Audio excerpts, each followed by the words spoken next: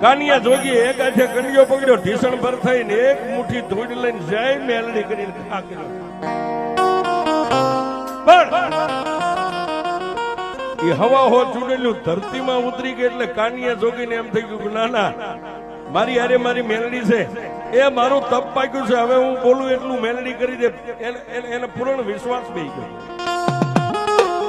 પણ ફરીવાર આદેશ આટલું બોલો ને એટલે બાવા બાળીનાથે પોતાની પાપણું એટલી બધી ગયેલી, આમ પાપણું પકડીને આંખ્યું ને ખોલી છે. કોણ? બાપજી હું કાનિયો જોગી. આય બાપ,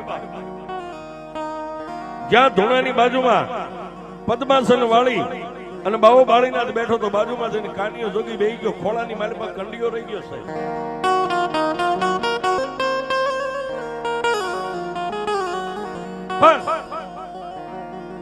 બાવા બાળીનાથ પછી કાનિયાને પૂછે કે કાનિયા કઈ બાજુ? બાપજી કામરૂ દેશમાં જવું છે. ઓહો, કાનિયા કામરૂ દેશની માલમાં જવું હોય તો એની એક શરત છે, એની શરતમાં કોઈ પાર ઉતરી જાય તો જવાય નહીં, જવાય નહીં. બાપજી બોલો ને.